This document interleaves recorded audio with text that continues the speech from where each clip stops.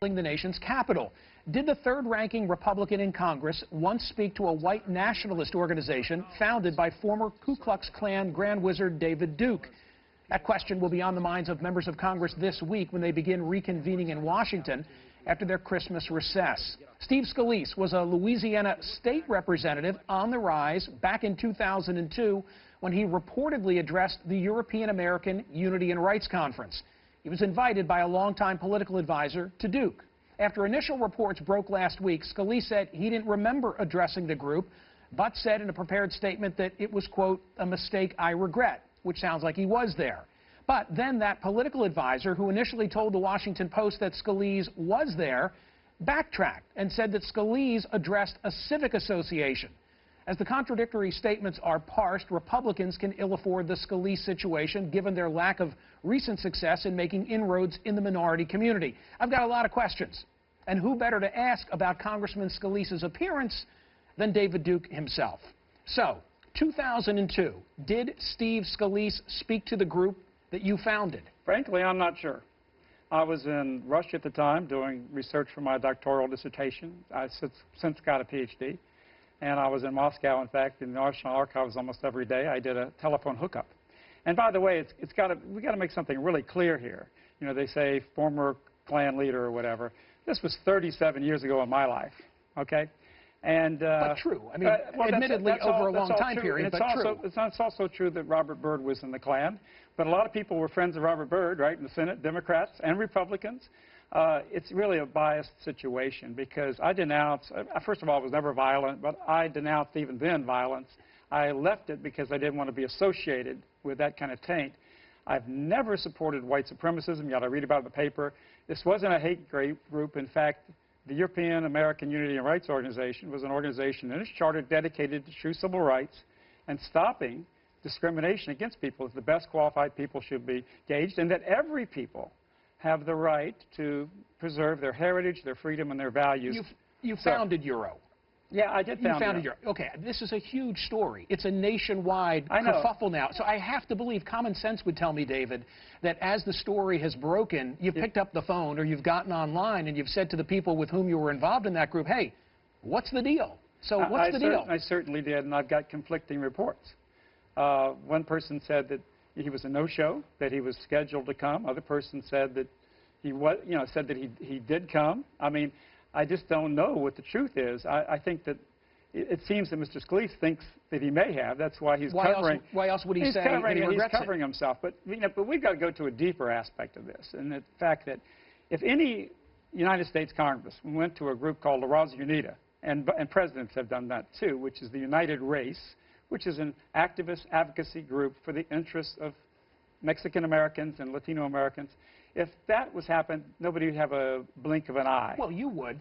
Well, and you beef about that in the same way that people are beefing about this. Actually, I don't, sir. The fact is, I believe that every people has a right to work for their interests, to preserve their heritage. In fact, I believe every people on earth have that right. I believe that every nation and every people has a right to be free and independent. Now, that's what I preach every day. You can hear it on my radio show. You can see it on my website, my books, my writings.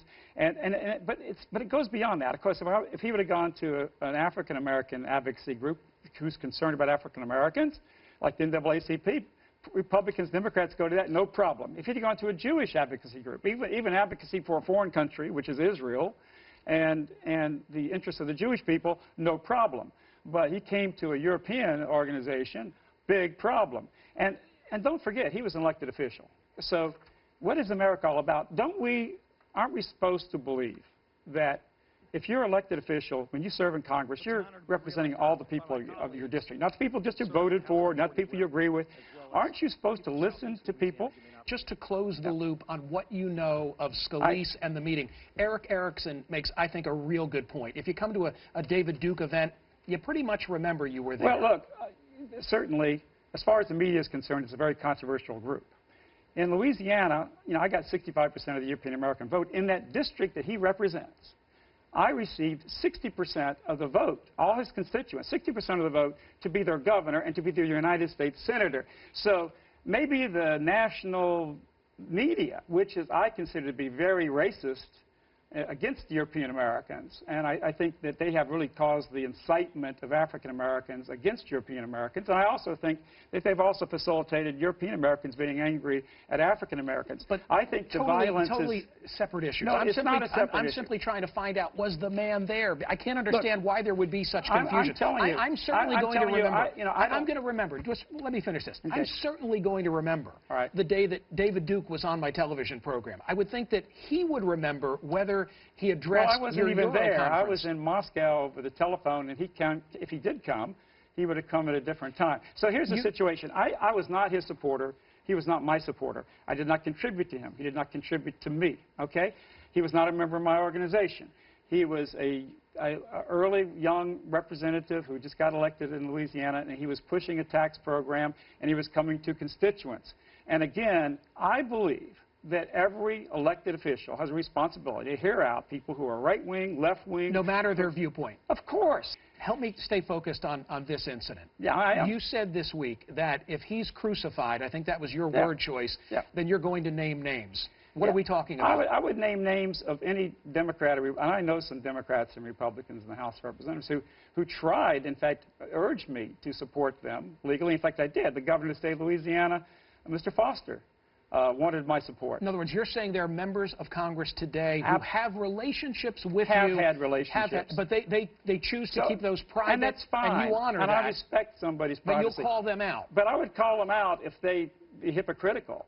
New David Duke was in the last 3 years, your open letter to the world, and you go back and you talk about World War II and you talk about atrocities on both sides of the aisle, but you never use the H word. You never use Holocaust. I don't want to get into this whole debate today, but you raised it. Do you believe in the Holocaust? Well, I say very... Does the new David Duke in 2015 believe that the Holocaust occurred? Well, of course, I believe there were terrible atrocities. No, but I want you to say it differently. Okay. I want you to say the Holocaust occurred. I don't care what you call it. But with the point I make... I want to hear you say it. Okay, I believe in the quote, Holocaust. But let me tell you something.